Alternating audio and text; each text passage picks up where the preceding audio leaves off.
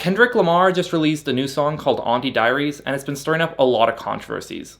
The main controversy is him using the F-slur, but the secondary controversy is him misgendering people throughout the song. I have been seeing a lot of people upset about this song. I do not like this song. I think that this sets back the trans community years. When I heard Auntie Diaries, I was like, wow, I wish I could unhear it. All this song really did was reinforce what cis people really think about trans people, is that they're not normal and that they're not able to be understood.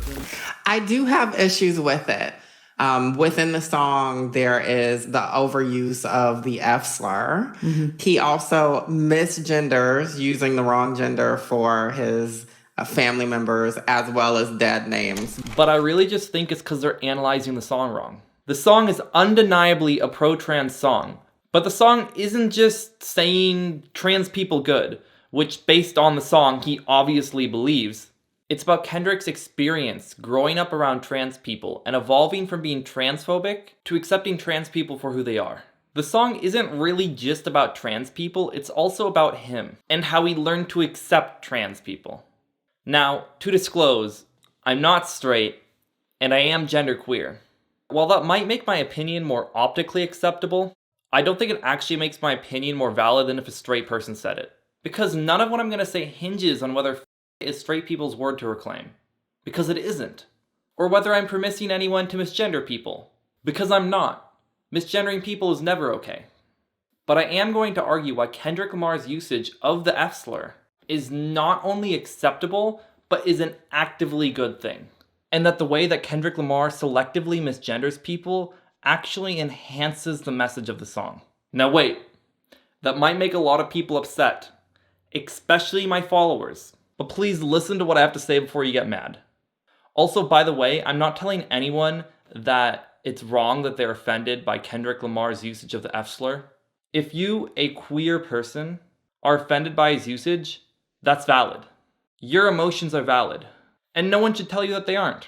Something can be validly offensive to someone, but still be a positive and non-problematic thing.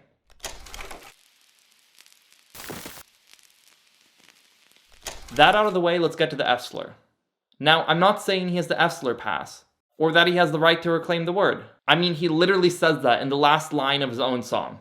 To truly understand love, switch position. We can say it together, but only if you let a white girl say. This is in reference to the time when he stopped a white fan that he brought on stage from singing the N-word, who was like singing along to a song of his. But please, look at why and how he's using the F-slur. We ain't no better. Middle school kids with no filter. He isn't using the F-slur at someone, and he isn't using it casually either. He's quoting what he and other middle schoolers would say. Now this alone does not excuse it. It doesn't at all. If you're going to use a slur, first of all, it shouldn't be at someone. And second of all, you need a damn good reason to be using it. Someone using a slur they don't own is undeniably a negative thing that causes harm. So if you're going to be using a slur you can't claim, the benefits of you using that slur, instead of saying something like F-slur, need to be greater than the negatives caused by you saying the whole word. Now to show you what I mean, I'm going to go to the N-word. One, because it has a lot more obvious historical examples. And two, now, I can't hide behind being gay to validate my opinions. I have no protection. I'm exposed. Don't get me wrong, I'm not going to use the N-word, and never have, because that would serve no purpose right now. But let me give you an example. If you go today and watch any good, fairly recent adult movie about the civil rights movement or slavery, the white people in those movies will use the N-word hard R. They don't say N-word, it isn't censored, and they don't use the A. Now, this isn't just for immersion. That might be part of it, but when you sit down and watch these movies and see a white person call another human the N-word, you double take. It grinds your ears like chalk every time you hear it. It's uncomfortable. Like, damn, that's vile. And it's important you feel that. If they would have just said N-word or not used the hard R, it might have been more socially acceptable, but it would lose its needed impact. It wouldn't sting. If censoring the N-word dilutes your anti-racist message to a greater extent than any harm caused by saying it, you should use the N-word hard R. Being provocative can be a good thing. It makes people notice and remember your message. Better be a damn good message though. Personally, I've never needed to, and probably won't ever have to use the N-word hard R. It's rare to ever be in that situation as a white person. None of what I've ever said to this point would have benefited from me doing it. But if I was put in a situation where my message was positively affected more than any harm caused by using the N-word hard R, cancel me if you want, I would use it. Now bringing it back to Kendrick Lamar. When he used the F word, he used it in a very intentional way. He was aware of what he was doing and the effect it had on his message. You can tell this because every time he uses the F word, he says it 3 times. Almost like a chant. And not only that, he ties it directly to middle schoolers and elementary schoolers using it. The most shocking demographic to hear it from. He is hard emphasizing it. It's not a quick offhanded. It's meant to be jarring. You were supposed to notice. Now he could have just said F word or F bomb. And actually, in the last verse, when Kendrick goes back to the perspective of him in the present, he censors himself and says F bomb. Because he no longer gets the benefit to his message from using the whole word. But yes, he could have just used F bomb the whole time. In the same way that he didn't have to let us know these words are coming from elementary schoolers. But Kendrick knows that you shouldn't be using that word, and he wants you to feel how vile it is to hear it. Not saying would dilute his message, and I'm glad he said it. It needed to make people feel uncomfortable. Art is provocative, and it's good that way.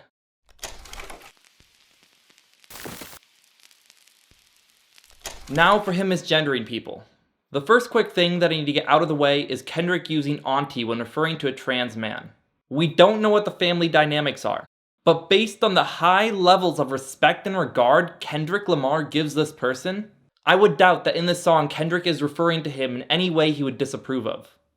But ignoring that, it's actually important that Kendrick phrased it this way. Because the song is about his experience with people he loves transitioning. The song is about his process from being transphobic to not being transphobic. My auntie is a man now is a way of highlighting that. Also, my uncle is a man now is essentially a non-statement. It doesn't really mean anything. So him saying my auntie is a man now is fine and not problematic. That was easy. Now let's get to the more nuanced parts. Let me start with the one that appears to be less problematic of the two. They both aren't problematic, by the way. Let's start with his auntie. Kendrick throughout the song uses both he, him, and she, her pronouns. Now at face value this seems bad, but I take it to mean one of 2 things. I'm not sure which one, but both are good reasons to be misgendering his auntie. As we established already, this song is about the process of him accepting his trans family members. He wrote the song to be him talking from the perspective of different time periods in his past. So if during a line he is talking from a time period where he was transphobic, he will misgender people in the song. So for his auntie, Kendrick is either going back and forth from time periods from when he saw his auntie as a man and when he didn't. Or what I believe is more likely is that Kendrick goes through the song in a linear timeline, where he goes back and forth between correctly and incorrectly gendering his auntie, because at that time he kind of views him as a man and kind of doesn't. This to me is shown by Kendrick calling his auntie he, when referring to him doing things perceived as masculine, like having a girlfriend, and she when he was doing things perceived as feminine, like picking Kendrick up from school or giving Kendrick a haircut. The flip-flopping goes on until the line where Kendrick fully accepts his auntie's gender. After that line, he only refers to his auntie with he, him pronouns. This is where the song switches to his cousin, who's a trans woman. Now this is where you might say that everything I've said so far comes into question. Because essentially for the rest of the song, Kendrick refers to his cousin with he, him pronouns, misgendering her. But there is a reason he does this. It is very deliberate. It's about how people accept trans men more easily than trans women because masculinity is viewed as a good thing in his culture, while femininity is viewed as a bad thing. This makes it harder for people and most importantly him to accept trans women. So he misgenders his cousin for longer than he did with his auntie, because it's harder for him to accept her. This is until the last verse where he goes against his religion to correctly gender his cousin and accept her as a trans woman. He misgenders her longer in the song as a critique against the glorification of masculinity. His usage of pronouns is perfect and extremely calculated to show a message of trans acceptance. This is the song you're trying to cancel him for, because it's not woke enough. Do you guys realize how homophobic and transphobic the rapping community still is? And to have a rapper that comes from religion to make a pro-trans song, and not only a surface-level pro-trans song, or an offhanded mention, a nuanced story that critiques homophobia, the glorification of masculinity, and even his own religion. And all I see from the LGBTQ community is people purity checking him, even from people I follow and greatly respect. I don't like purity checking to begin with, because it's toxic, discourages progress, and splits the community. But Auntie Diaries from Kendrick Lamar has no lack of purity to check. It's one of the most beautifully crafted pro-LGBTQ songs out there. And you guys dump on it because it dares to go deeper than just saying trans people good. It's the same people that are complaining about corporate garbage LGBTQ songs coming out that turn around and dunk on this. It's not just a song to show trans people they are accepted, which it does. It shows straight people and how they can grow into being better. Art is provocative, and it is good that way. But yeah, like everything about the song is good and positive, and it's just like media analysis.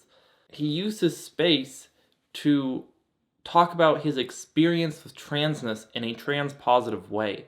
That's like the best way you can do it. Like he's talking about his own experience and also being pro-trans. Like what more could you ask? Honestly. I'm happy with everything in the song. Like literally happy with everything in it. I think everything is well written, everything's thought through. Every problematic thing in the song is meant to be that way. It's just good. It's literally just good. Media analysis. It's supposed to be the conservatives that don't understand media analysis. So please, please use it yourself. Please, please use media analysis. So now that we're done with the main point, let's get into like the fun part of the video, whereas I'm going to be going over the lyrics because I think it's important to further show my message, to like explain each lyric and like what it's showing.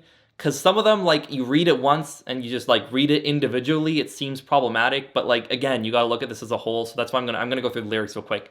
So yeah, let's go to that. So I'm currently editing the video, and I'm sorry, I had to talk about some really, really, really dumb takes that people had. I gotta respond to them.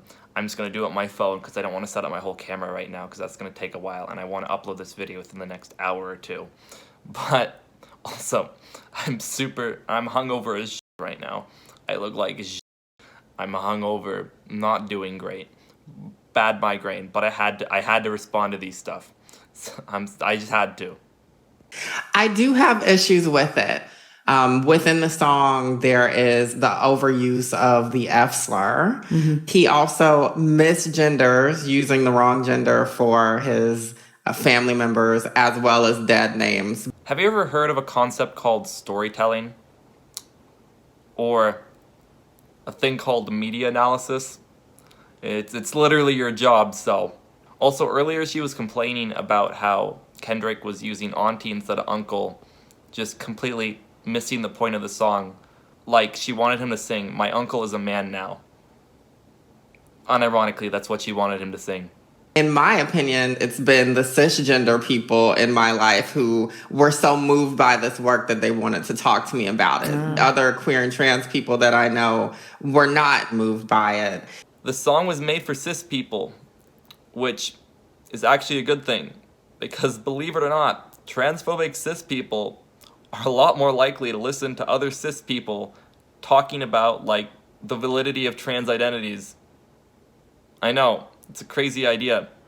I would be more impressed for him to talk about the epidemic of violence in which it's largely black cisgender men killing black and brown trans women, or talking about the numerous bills to restrict our rights. Yes, because a song about one good thing is not good because it isn't also a song about another separate good thing. There's no way you can do good advocacy without mentioning every social problem that has ever existed. There is no good pro-trans rap song unless you're literally rapping about legislation that is currently passing in America. Like, she wanted to make a beat, pull out the legal documents, and just read it to the beat. And then after he's done reading all of it for like 30 minutes, be like, that's not good. We shouldn't do that. And that's the rap song. That's the whole song. Just rapping out legal documents. That's the only way to do good trans advocacy. And then it would still be bad because you're not also talking about, like, gay people.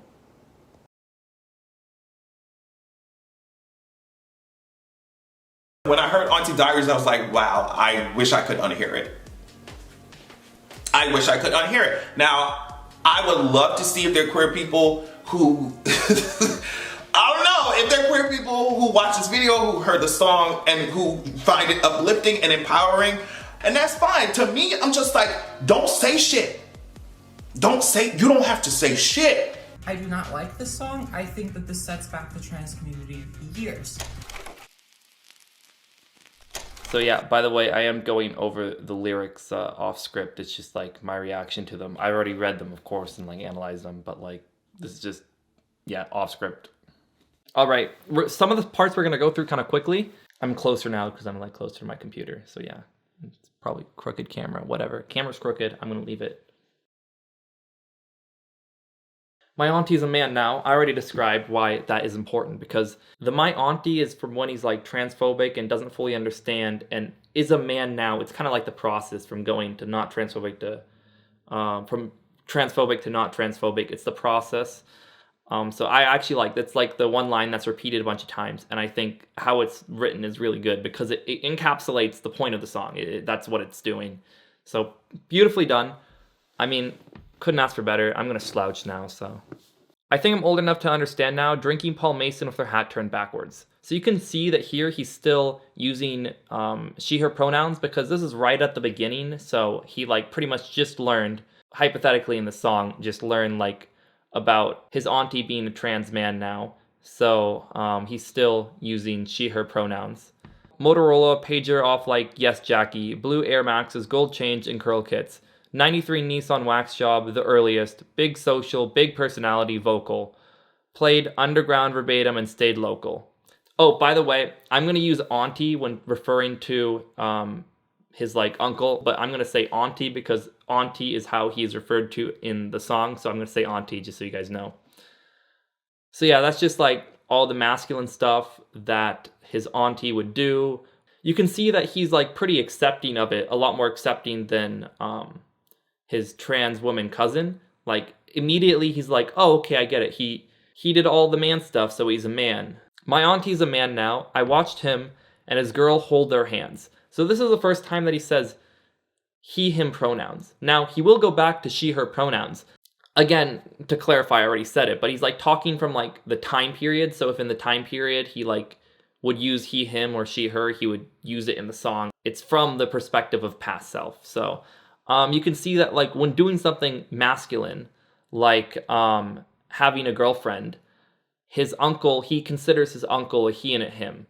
I think that's a good distinction. Like it shows how much masculinity is viewed as a good thing. And like even being gay is a bad thing. Tips of the Avenue streetlights made his thinking, I want me a bad bitch when I get big. So like using his auntie is a father figure for him there, wants to be like him.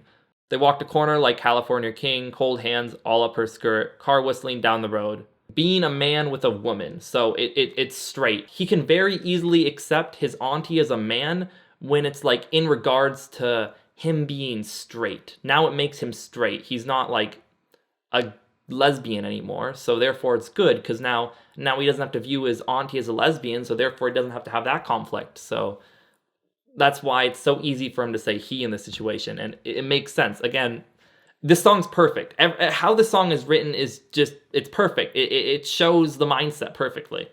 See, my auntie is a man now, slight bravado, scratching the likes from Lotto, hoping that she pulled up tomorrow so I can hang out in the front seat. 6x9's keeping the music up under me. My auntie's a man now. So when his auntie is like driving Kendrick around, he isn't like a man anymore. He uses she, her pronouns because it's so easy to use he, him pronouns in reference to him no longer being gay because he's a guy.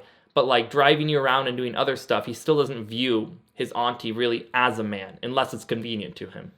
My auntie is a man now. Ask my mama why my uncles don't like him that much. And at the parties, they always want to fight him that much. So again, using him for a masculine thing, fighting. Fighting's masculine. So therefore, he's using he, him pronouns instead of she, her, like he was doing for driving him around because he views that as a feminine thing. Ain't no tellin'. Always been jealous because he had more women. See how I would get literal zero benefit to my message by actually saying the N-word there, so why would I say it? Always been jealous because he had more women, more money, and more attention, made more envy. Calling him anything but broke was less offending. That is another thing, like especially in like impoverished communities, like especially like black impoverished communities. That's something I know, like not from my own experience, of course. You can fucking look at me. Black people I know that have told me this, where broke is like the biggest insult for like a guy. There's two big insults for a guy. Number one is someone attacking your masculinity. Like you cannot get your masculinity attacked. You got to stand up for that. You have to fight that. Like that's the harshest insult. And then the second one is being broke. Being broke is like one of the harshest insults because like the circumstances. The hard thing not to be is broke. So calling someone broke is like the ultimate insult. Take that with a grain of salt. I'm analyzing this from a queer perspective, not necessarily a black perspective. My auntie's a man now. I think I'm old enough to understand now. Drinking Paul Mason with a hat turned backwards. That's just a repeat of the other line. Back when it was comic relief to say elementary kids with no filter, however. So like I said before, he's saying the word multiple times, and in relation to elementary school kids, it's meant to like, it's meant to make you uncomfortable. That's the point of it, and it's good because of that. So, yeah, we already talked about that. My auntie, because a man, and I took pride in it, she wasn't gay, she ate pussy, and that's the difference. That's what I told my friends in 2nd grade. She picking up from school, they stare at her in the face. They couldn't comprehend what I grew accustomed. It's almost like he'd rather his auntie be a trans man than be gay. So it's also showing his homophobia, and again, the glorification of masculinity, like, well, it doesn't really matter if like she's a guy now because masculinity is good and being gay is bad. But still, he's using she, her pronouns to show that he's not really accepted who his auntie is, but like is glad about it because like homophobia.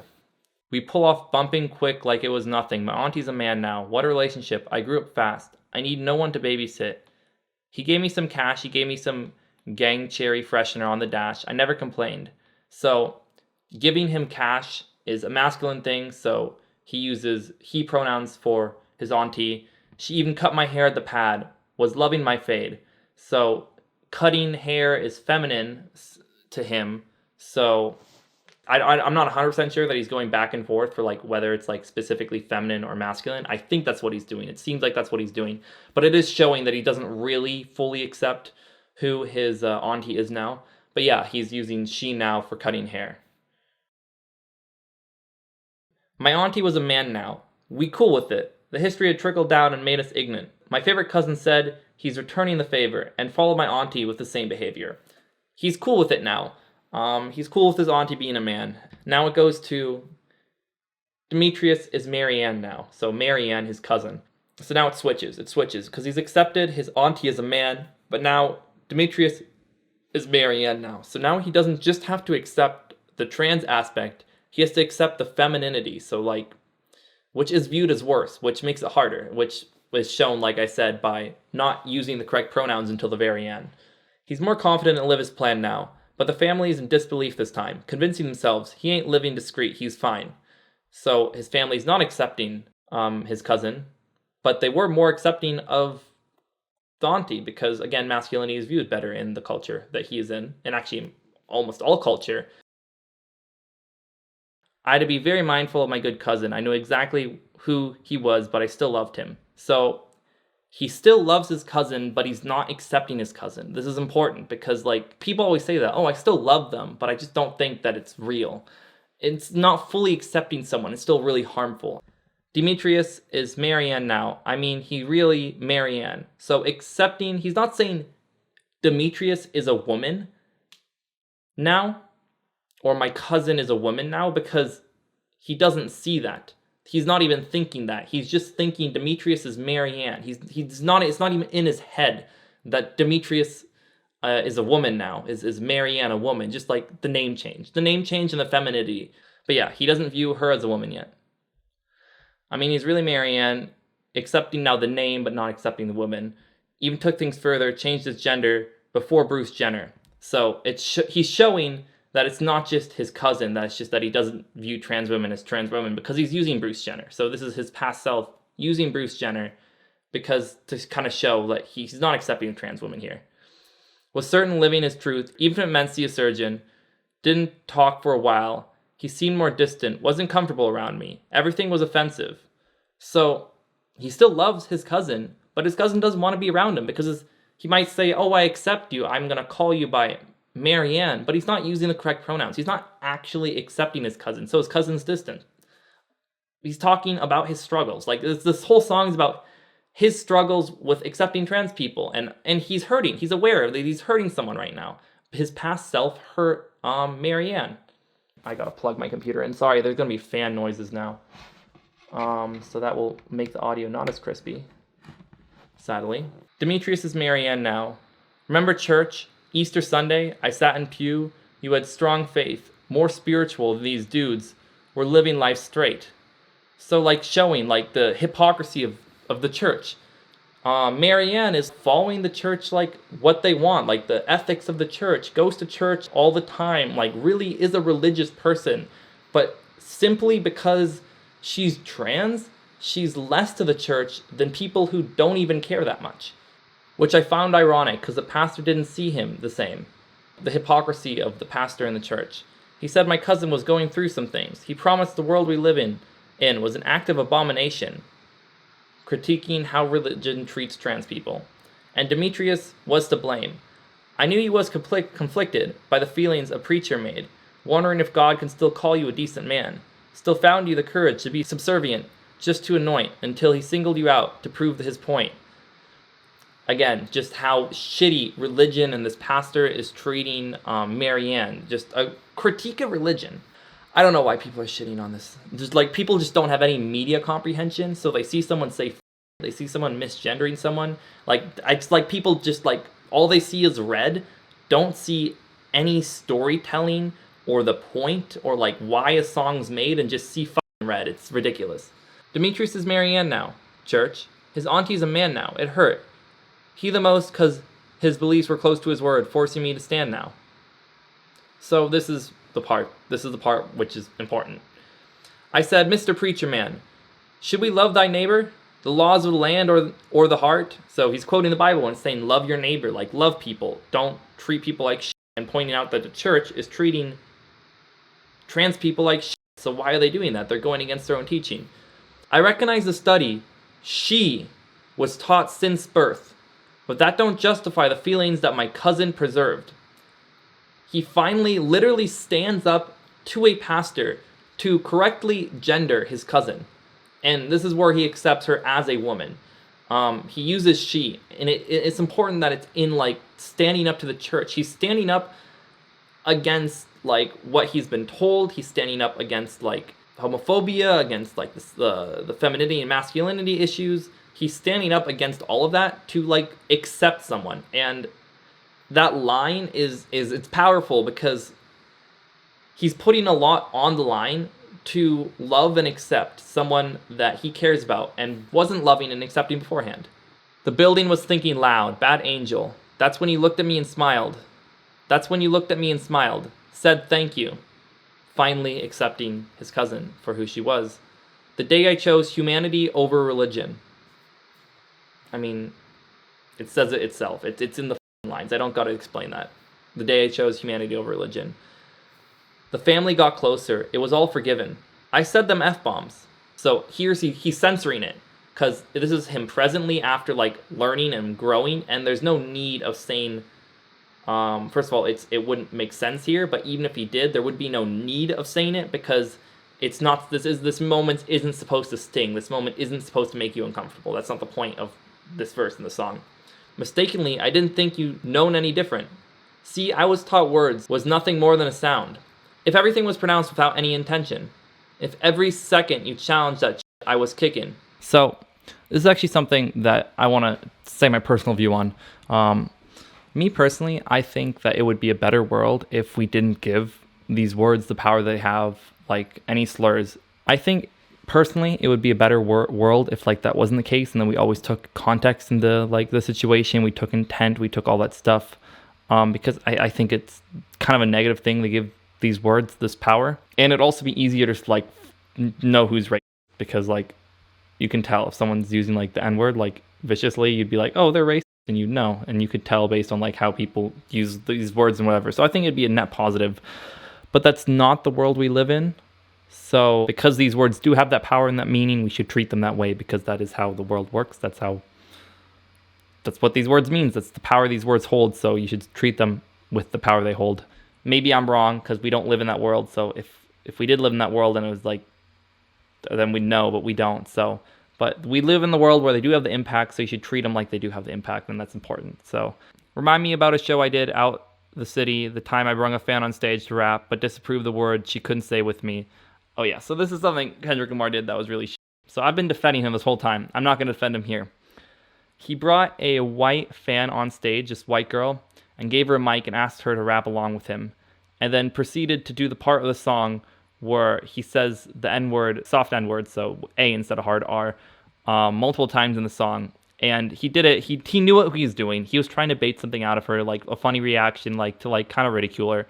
It was what he was trying to do. It was like either one, she stays silent during the N-word and then like he makes fun of her for like not being able to say the N-word, or two, she says it, which she said it, and then she gets booed by the entire audience and he kind of gets to grandstand on her. Yeah, what he was doing was shit. I don't like it. And I think he's kind of owning up to it here in the song, so I'm glad that he's owning up to it. Like, that's good. But yeah, that's what that thing is about. You said Kendrick ain't no room for contradiction. To truly understand love, switch position. We can say it together, but only if you let a white girl say it. It's either quoting the cousin or the uncle, either one, calling him out for it, and then him like he's kind of like understanding that he was being and he acknowledges it by saying F-bomb in like present tense, like a couple lines up. He acknowledges that he can't say it, but like he extra acknowledges here that like it's not his to say, unless of course it's used to make a point, but it's not just his to say whenever he wants. In the same way, it's not that white girl's place to say the N-word. So yeah, I think all in all, the last lines, I love that he's like taking accountability. He's understanding the word. He's literally mentioning the word. Like the people are freaking out. Like, but you're getting so upset about him using when he's literally talking about how it's not like his.